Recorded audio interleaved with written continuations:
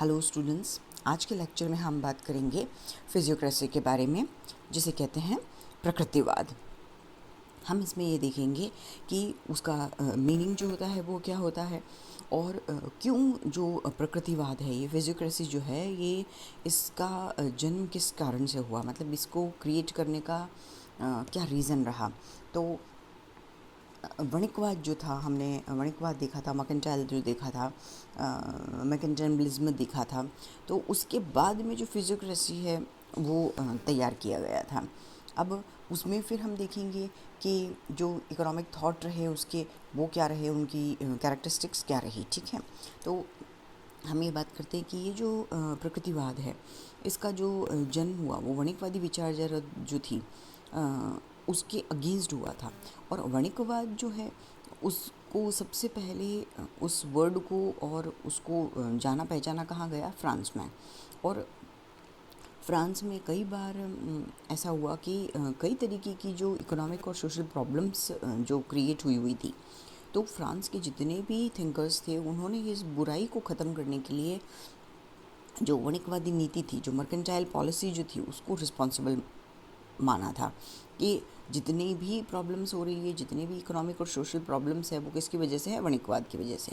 और अब क्या है कि जो लोग हैं उनकी फ्रीडम के लिए और उनके जितने भी जो लॉज वगैरह होते हैं, या जो उन पे कंट्रोल करना है, या जो इंडिविजुअल इंटरफेरेंस है, उन सब चीज़ों को सही माना गया। और ये महसूस किया गया कि लोग जो हैं वो बहुत अच्छी तरीके से अपनी लाइफ नहीं जी पा रहे हैं। किसकी वजह से, वणिकवाद की वजह से, क्योंकि व्यापार और इसी में रहते हैं, वो अपना बेनिफिट देख रहे हैं, उनको सोशल जो सेटिस्फैक्शन मिलना चाहिए, इकोनॉमिक जो सेटिस्फैक्शन मिलना चाहिए, वो नहीं मिल रहा है। तो लोगों में जो ये प्राकृतिक व्यवस्था है उसके लिए क्या है, क्रेज़ बढ़ गया है। ओके, नाउ अब हम ये देखते हैं कि जो इसका मीनिंग क्या होता है। तो ये जो फिजियोक्रेसी है, तो वो क्या है, वो एक फ्रांसीसी वर्ड है जो कहाँ से निकला है, ग्रीक लैंग्वेज से निकला है। और इसको सबसे पहले इस वर्ड को जो फ्रांसीसी ऑथर थे, दुपोदनामुर, है ना, उन्होंने 1768 में इसको क्रिएट किया था। फिजियो का अर्थ होता है प्रकृति, और केजी कहते हैं किसको, शासन प्रणाली को। फिजियो मीन्स नेचर और क्रेजी मीन्स क्या है, जो शासन प्रणाली होती है उसको कहते हैं। तो इस तरीके से इसे क्या कहते हैं, नेचर का शासन कहते हैं। क्या कहते हैं, प्रकृति का इसको शासन कहते हैं, प्रकृति पे रूल करना कहते हैं। तो ये जो विचारधारा है, इसके जो ओरिजिनेटर रहे वो थे फ्रैंको कैने। ठीक है, ये जो प्रकृतिवाद जो थी और इसकी थिंकिंग जो थी, किसकी थिंकिंग, प्रकृति के शासन की थिंकिंग, रूल ऑफ नेचर, उसकी जो थिंकिंग थी वो किसकी थी, फ्रैंको कैने की थी। ठीक है, तो हम इसमें ये देखते हैं कि ये जो सारी परेशानियाँ थी, तो इनको हमने इस रूप में देखा था। फिर अब हम ये देखते हैं कि ये जो प्रकृतिवाद थी उसके आर्थिक विचार क्या रहे, कि इकोनॉमिक थॉट जो थे वो क्या थे। तो उसमें सबसे पहले हम देखते हैं कि प्राकृतिक व्यवस्था का सिद्धांत। ठीक है, अब इसमें हम ये देखेंगे कि जो प्रकृतिवादी व्यवस्था थी उसको प्राकृतिक व्यवस्था का विज्ञान कहते हैं। ठीक है, science of the natural order कहते हैं। ये जो सिस्टम था, इसका जो इंडिकेशन था वो रूसो ने, उन्होंने जो ग्रंथ लिखा था कॉन्ट्रैक्ट सोशल, उसमें हमको देखने को मिल जाता है। तो ये जो सिस्टम था ये प्राकृतिक नियमों के अनुसार ही चलता है, और इसकी जो व्यवस्था थी उससे किसी को कोई भी दुख या कष्ट नहीं पहुंचाया जा सकता। प्राकृतिक नियम क्या है, सबके लिए समान रूप से लागू होते हैं, और लोग जो हैं उनके द्वारा बनाए गए जो नियम होते हैं वो स्वार्थी होते हैं ना, कि ये यहाँ कह रहे हैं, इनकी थिंकिंग ये थी कि नेचुरल जो नियम होते हैं वो सबके लिए इक्वल होते हैं। अगर हम हवा की बात करें तो क्या हवा किसी को कम, किसी को ज़्यादा मिलती है? नेचुरल जो हवा है प्रकृति की, है ना, अनुपम देन है वो, और वो सबको मिलती है। तो इस तरीके से, ये तो जस्ट एक एग्जाम्पल था, इस तरीके से कि अगर लोग नियम बनाएंगे तो वो उनके लिए क्या करेंगे, उनके लिए वो सेल्फिश होंगे, उनमें ग्रिड होगी। लेकिन प्रकृति नियम बनाती है तो वो सबके लिए इक्वल बनाती है। तो प्रकृतिवादियों के अनुसार क्या रहा कि ये नियम क्या था, ये नियम ईश्वरीय था, गॉड गिवन था। और ये जो सिस्टम था ये क्या था, ये पवित्र था, मानव के कल्याण जो है, इकोनॉमिक वेलफेयर जो है उसको इंडिकेट कर रहा था। ये क्या था, अनचेंजेबल था। तो प्रकृतिवादियों का विचार जो था वो ये जो व्यवस्था है इसको आत्मज्ञान से ही प्राप्त करने का था। कि मतलब हम ये जो विचारधारा है इसमें ये कहा गया है कि ये जो सिस्टम है इसको सेल्फ जो नॉलेज है, इनर जो नॉलेज है, उससे हम गेन कर सकते हैं। तो एक बार इसके जो लाभ थे उनकी जानकारी हो जाती है और फिर कभी इसके लाभों को हम एक्सेप्ट नहीं भी करते हैं। तो ये सिस्टम जो है ये व्यावहारिक बनाने के लिए, है ना, केने ने ये सजेस्ट किया कि राज्य को एक ऐसी शिक्षा का समुचित प्रबंध करना चाहिए जो लोगों को प्राकृतिक व्यवस्था की जानकारी दे सके। मतलब क्या है कि राज्य जो है उसको ऐसा मैनेज करना चाहिए, एजुकेशन के लिए मैनेजमेंट तैयार करना चाहिए एजुकेशन के लिए, कि वो लोगों को नेचुरल सिस्टम क्या है उसकी नॉलेज दे सके। अब प्रकृतिवाद जो है वो रूसों के प्रकृतिवाद से क्या है, थोड़ा अलग था। और अगर हम इसकी विशेषताएं देखें तो हम इसमें ये देखते हैं कि प्राकृतिक व्यवस्था जो है उसका कोई भी हम एविडेंस नहीं दे सकते हैं। ये क्या होता है, ये सेल्फ ऑब्जर्वेशन से मिलती है। फिर ये क्या होता है, एक हेवन का जो हमको प्लेजर मिलता है उस वो रियलाइज़ कराता है हमको। मतलब प्राकृतिक जो व्यवस्था है वो स्वर्गीय आनंद जो होता है उसको देती है हमको। देन फिर ये क्या है, ये यूनिवर्सल फैक्ट है ना। और ये है कि प्राकृतिक व्यवस्था जो है वो ईश्वर ने बनाई है और पूरे वर्ल्ड के लिए बनाई है। तो इसमें कोई भी आर्टिफिशियलिटी जो होती है उसका कोई भी अंश नहीं होता है। प्राकृतिक नियम जो होते हैं और प्राकृतिक नियम और जो व्यक्तिगत संपत्ति है वो उस पर डिपेंड करते हैं। प्राकृतिक व्यवस्था ने क्या किया है कि एडम स्मिथ को काफ़ी प्रभावित किया था। ये एक विशेषता भी रही कि उनके जो आर्थिक विचार थे वो प्रकृतिवाद उनमें हमको बहुत देखने को मिलता है। देन फिर हम बात करते हैं कि जो भी लोग थे या संस्थाएं थी उनको इंडिपेंडेंट रूप से छोड़ दिया गया था और व्यक्तिगत जो स्वतंत्रता है उसकी भावना जोर पकड़ने लगी थी। फिर क्या है कि अगर हम इनको देखें तो ये बहुत विशेषता बहुत ही है, लेकिन हम शॉर्ट में इनको ये कह सकते हैं कि प्राकृतिक नियम जो थे, है ना, नेचुरल लॉ जो थे, वो किसी भी तरीके से मानव जाति जो है उसकी जो फ्रीडम है उसको बाउंड नहीं करते हैं। क्यों? क्योंकि उनका एक बहुत बड़ा प्रॉफिट क्या है, एक बड़ा लाभ ही क्या है कि स्वतंत्रता देना। प्रकृति जिस तरीके से फ्री है उस तरीके से वो लोगों को भी स्वतंत्रता देती है। दैन फिर हम बात करते हैं नेट प्रोडक्ट की, शुद्ध उत्पादन जो है। तो शुद्ध उपज वो मात्रा होती है जो कुल लागत को घटाने के बाद में मिलती है। मतलब प्रकृतिवाद में क्या है कि शुद्ध उपज जो थी उस सिद्धांत को एक स्पेशल जगह दी गई थी। और ये जो बात है कि प्रकृतिवाद में शुद्ध उपज जो सिद्धांत है उसको अपनी जगह दी गई थी। तो उसको जो टुपो है, एक ऑथर थे टुपो, उन्होंने ये चीज़ कही है कि मानव जाति जो है उसकी जो प्रोग्रेस है वो मैक्सिमम किस पे डिपेंड करती है, शुद्ध उपज पे डिपेंड करती है। ठीक है, नेट प्रोडक्ट जो होता है उसके ऊपर डिपेंड करती है। अब उसमें जो बेशी उपज है, जो सरप्लस है, जो अतिरिक्त जो होता है, उसका कोई भी बेनिफिट नहीं उठाया जा सकता है और उठाना भी नहीं चाहिए। तो उनकी ऐसी थिंकिंग थी। अब प्रकृतिवादी जो हैं उनका विचार ये था कि जो भी व्यवसाय होता है उसमें, जो भी ऑक्यूपेशन होता है उसमें लोगों की अपेक्षा जो प्रकृति होती है वो उसका अधिक होता है और वहाँ शुद्ध उपज हमको मिलती है ना। जो सरप्लस है वो तो लोग तैयार करते हैं, जो बेशी उपज होती है वो लोग तैयार करते हैं, लेकिन जो शुद्ध उपज होती है वो प्रकृति की देन होती है। तो ये डिफरेंस होता है इनमें। और जो एग्रीकल्चर ऑक्यूपेशन है वही एकमात्र ऐसा ऑक्यूपेशन होता है जिससे शुद्ध उपज हमको मिलती है। बाकी सबसे हमको सरप्लस जो होता है, बेशी जो होती है, वो भी मिलती है। तो एग्रीकल्चर के अतिरिक्त जितने दूसरे व्यवसाय हैं उनको उन्होंने अनुत्पादक माना, अनप्रोडक्टिव माना। और उनके अकॉर्डिंग ये था कि कृषि जो होती है, एग्रीकल्चर जो होता है, वो राज्य के सारे धन और जितने भी नागरिक होते हैं उनके धन का सोर्स होता है। ठीक है, तो प्रकृतिवादी जो थे वो जो इंडस्ट्रीज़ है उनको क्या है, उनको बेकार समझते थे, उनको बिना काम का समझते थे कि वो बिल्कुल कोई भी प्रॉफिट नहीं दे सकती।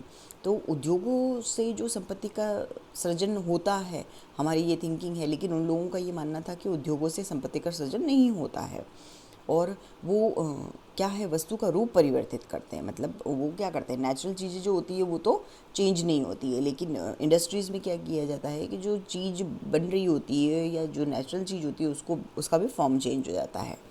फिर और उसको बेनिफिट के लिए, प्रॉफिट के लिए ऐसा किया जाता है। तो प्रकृतिवादी जो रहे उन्होंने ये कहा कि जो पृथ्वी है वो ही सब वस्तुओं का उत्पादन करती है, वही उसके स्रोत है, और इसलिए ये क्लियर हो जाना चाहिए और इसमें कोई संदेह नहीं है कि जो शुद्ध उपज होती है वो सिर्फ प्रकृति जो होती है या एग्रीकल्चर जो है उसी से हमको मिलती है। ठीक है, अब फिर इसमें जो अतिरेक का सिद्धांत जो था वो तैयार किया गया, और वो इसलिए इम्पोर्टेंट रहा कि कृषि व्यवसाय पर आधारित और कृषि व्यवसाय या वाणिज्य जो है, व्यापार वाणिज्य जो है या उद्योग पे भी वो आधार रहे, इसलिए भी वो थियरी इम्पॉर्टेंट रही। दैन फिर हम बात करते हैं कि संपत्ति का परिभ्रमण। ठीक है, संपत्ति के परिभ्रमण की हम बात करते हैं तो उसमें हम ये देखते हैं कि सर्कुलेशन ऑफ वेल्थ जो होता है वो कैसे होता है, कि जितने भी प्रकृतिवादी रहे उन्होंने ये कहा कि संपत्ति के वितरण का जो सिद्धांत है वो इम्पॉर्टेंट है। ठीक है, और जब से संसार स्टार्ट हुआ है तब से 3 तरीके के इनोवेशन हुए हुए हैं, और उन्होंने सोसाइटी जो है, जो राजनीतिक समाज है, उसको क्या है, स्टेबिलिटी दी है। इनमें से सबसे पहला है आविष्कार, है ना, लेखन कला का। फिर दूसरा आविष्कार किसका है, मुद्रा का, है ना, और तीसरा आविष्कार है किसका, सारणी का।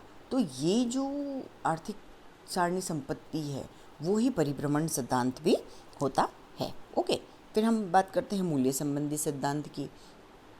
तो मूल्य संबंधी जो हमारे सिद्धांत हैं वो ये कहते हैं कि हमको क्या है, मूल्य संबंधी जो सिद्धांत हमारे रहे तो वो कंसेप्ट ऑफ वैल्यू, तो उसमें क्या था कि प्रकृतिवादियों ने जो मूल सिद्धांत है उससे इसको अलग नहीं माना है, लेकिन उन्होंने उनकी स्टडीज़ में मूल्य से संबंधित विचारों को दिया है। और वो विचार किस तरीके से होते हैं, वो 2 तरीके से होते हैं। एक होते हैं प्रिक्स फंडामेंटल, ठीक है, मतलब फंडामेंटल प्राइस जो होती है, और दूसरे हम कहते हैं प्रिक्स करंट या करंट प्राइस। ठीक है, मतलब आधार मूल्य और प्रचलित मूल्य। तो जो आधार मूल्य रहा वो ये था कि वो किस पे डिपेंड करता है, मूल्य लागत जो होती है, वैल्यू कॉस्ट जो होती है उसके ऊपर।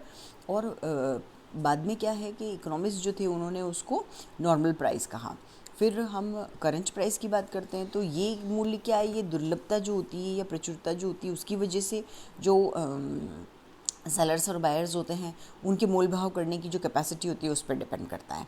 तो बाद में क्या है, बाद में जो इकोनॉमिस्ट थे उन्होंने इसको बाजार मूल्य भी कहा। ठीक है, जो हम अब इकोनॉमिक्स में पढ़ते भी हैं। ओके, नाउ देन फिर हम बात करते हैं कि जो concept of wages, population and interest, मजदूरी, जनसंख्या और ब्याज संबंधी विचार जो थे, तो इसमें हम ये देखते हैं कि फ्रांस में उस समय को मजदूरी प्रचलित थी, है ना, उस टाइम पे, और उस टाइम कंडीशंस जो थी वो भी क्या थी, फेवरेबल थी। तो जो फिजियोक्रेट्स हैं उनके सामने जो मजदूरी निर्धारण की समस्या थी वो थी ही नहीं।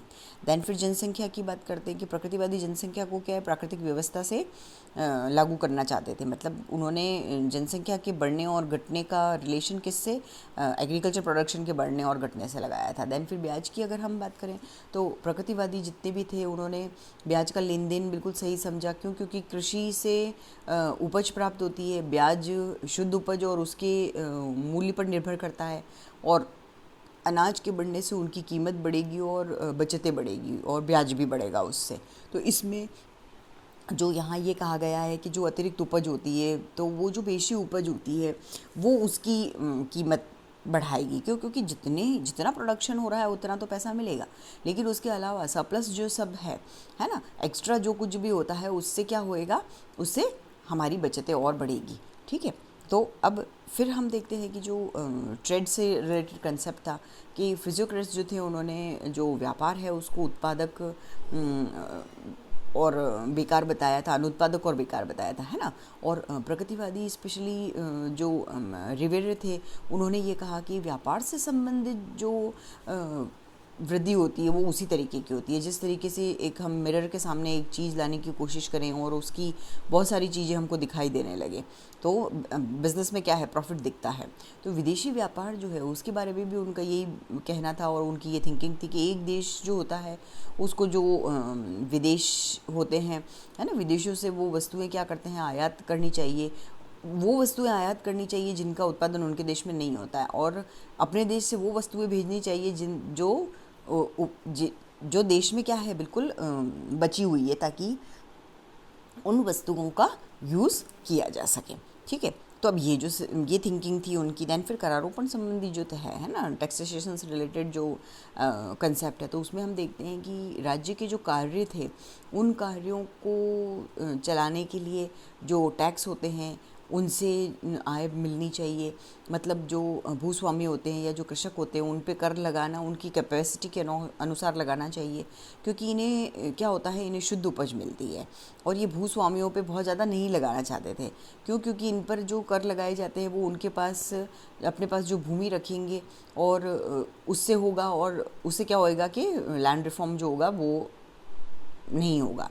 अब प्रकृतिवादी जो थी वो शुद्ध उपज जो होती है उस पर 30% तक कर लगाने की बात कहते थे। और जो प्रकृतिवादी थे वो सिंगल टैक्स के पक्ष में थे। मतलब ऐसा क्यों था कि वो सिंगल टैक्स के पक्ष में थे? क्योंकि जो डायरेक्ट टैक्सेशन है उसके कारण कर की चोरी नहीं होती है, और कर को लगाने और उसको वसूल करने में क्या होता है, मितव्ययिता होगी।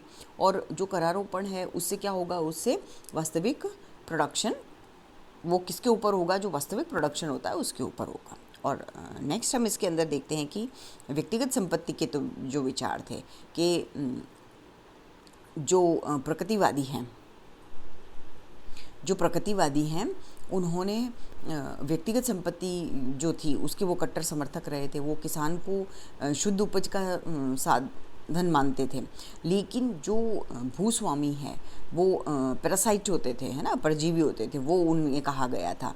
और भूस्वामी के अस्तित्व को एक्सेप्ट किया गया था। और वो इस एस्पेक्ट में कि भूस्वामी जो होते हैं, लैंडलॉर्ड्स जो होते हैं, उन्होंने भूमि को एग्रीकल्चर की लायक बनाया, और उन्होंने एग्रीकल्चर प्रोडक्शन में से उसका उनको हिस्सा मिलना चाहिए।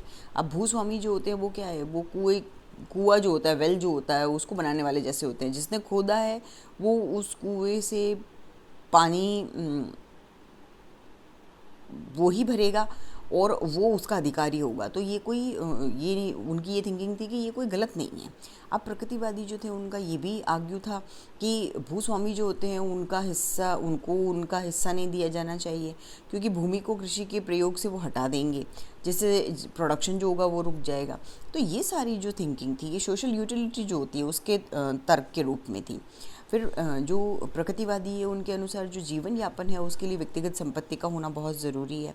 तो ये सारे विचार जो रहे ये उनके रहे। दैन फिर अब हम ये बात करते हैं कि जो शुद्ध उपज है, तो उस शुद्ध उपज के अंदर हमने शुद्ध उपज के बारे में पढ़ा। अब वो शुद्ध उपज में वो ये कह रहे हैं कि जो लेवल होते हैं उसके, कि अतिरेक जो सिद्धांत की अभी हमने बात की थी, हमने कहा था नेट प्रोडक्ट, उसको एक्सप्लेन किया था। अब उसमें पेशेवर जो श्रेणी विभाजन होता है वो कैसे होता है, तो वो 3 कैटेगरी में उन्होंने किया हुआ है। फर्स्ट वो ये कहते हैं कि ये जो कैटेगरी है इसमें किसान और कृषि को रखा गया है, एग्रीकल्चर और फार्मर को। मतलब समाज में ये सबसे अपर जो कैटेगरी है वो है। इसको रेपुटेशन से देखा जाता है, इसको प्रेस्टीज से देखा जाता है, सम्मान से, रिस्पेक्ट से। जिस तरीके से मर्केंटाइलिज्म जो था उसमें व्यापार और व्यापार का सम्मान होता था, उनके लिए फंक्शंस वगैरह होते थे, उसी तरीके से किसानों को सम्मानित किया जाए। एग्रीकल्चर फार्मर्स जो होते हैं, है ना, उनको उत्पादन का जो एकमात्र साधन माना जाना चाहिए। क्यों? क्योंकि वो एग्रीकल्चर को प्रोटेक्ट करते हैं, कृषि की रक्षा करते हैं, और वो इसी में लगे हुए हैं। ठीक है। फिर सेकंड कैटेगरी में उन्होंने ये कहा कि उसमें व्यापार, वाणिज्य और उद्योग, यातायात होते हैं वो शामिल होने चाहिए, क्योंकि व्यापारिक जो दृष्टिकोण होता है, वो जो व्यू होता है, वो उससे ये जो यूनिट्स होती है उनको सेकंड कैटेगरी में लाने का मीनिंग ये है कि ये जो कैटेगरी है ये क्या होती है, ये नेचुरल होती है, और ये प्रकृति प्रदत्त जो वस्तुएं होती है उनका फॉर्म जो होता है वो चेंज करती है। और थर्ड अगर हम देखें तो इसमें हम ये कह सकते हैं कि जो प्रकृतिवादी थे उन्होंने जो थर्ड कैटेगरी थी उसमें कारीगर और निर्माताओं को रखा था, और ये श्रेणी में लोगों को जो ऐसे कहें कि जो कृषकों के किराए के टट्टू होते हैं वो कहा गया था। और वो किसने कहा था? वो तुर्गो थे, उन्होंने कहा था ऐसा। और क्यों? क्योंकि ये जो कैटेगरी होती है इसमें लोग अपनी जो इनकम होती है उसको एग्रीकल्चर फार्मर्स जो होते हैं उनसे लेते हैं, तो इस वजह से इसको ऐसा कहा गया था।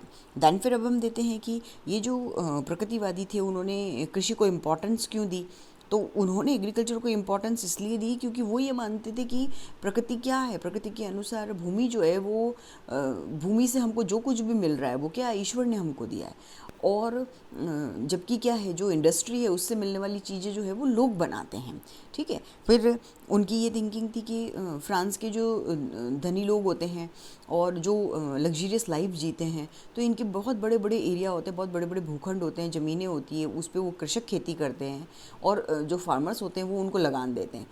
और इतना सब करने के बाद में भी जो किसान होते हैं वो उनको प्रॉपर जो उनकी इनकम होनी चाहिए वो नहीं होती है। वो ये जो रिच लोग होते हैं उन्हीं को लगान क्यों दें, और विलासिता का जीवन वो कैसे जिएंगे, लग्जरियस लाइफ वो कैसे जिएंगे। देन फिर ये था कि प्रकृतिवादी जो है उनका जो उनकी जो प्रमुख विचारक रहे, जो हमने पहले भी डिस्कस किया है कि केने जो थे वो उनके प्रमुख विचारक थे। तो वो खुद क्या थे, वो खुद एक लैंड जो ऑनर होते हैं वो थे, और जब वही कृषि व्यवसाय को सर्वश्रेष्ठ बता रहे थे तो उनके जो फॉलोअर्स थे वो कैसे पीछे रह सकते थे। तो उन्होंने भी उसको क्या बताया कि कृषि व्यवसाय जो है वो सर्वश्रेष्ठ होता है। देन फिर अगर हम अब उपज की आलोचना करें तो उसमें हम ये देखते हैं कि ये क्या है, प्रकृति के सहयोग का अर्थ इसको नहीं समझना चाहिए। मतलब क्या है कि प्रकृतिवादी विचारक जो थे उनकी ये थिंकिंग थी कि शुद्ध उपज जो होती है वो सिर्फ कृषि से ही पॉसिबल होती है, दूसरों से नहीं। वो ये समझते थे कि बीज की जो रक्षा होती है वो फसल को कई गुना ज़्यादा बढ़ा देती है, और यही जो रीज़न है वो उन्होंने कृषि को शुद्ध उपज के माध्यम से देखा था। देन फिर अब हम देखते हैं कि इसमें जो दूसरे व्यवसाय वगैरह होते हैं तो उनसे उनको बेशी उपज मिलती है। देन फिर कृषि और उद्योगों की परस्पर निर्भरता की अगर हम बात करें तो प्रकृतिवादी ये समझते थे कि उद्योग जो होते हैं वो कृषि पे निर्भर हैं, और कृषि जो है वो उद्योगों पे, मतलब दोनों ही एक दूसरे पे डिपेंड करते हैं, दोनों ही एक दूसरे के कॉम्प्लीमेंट्री हैं।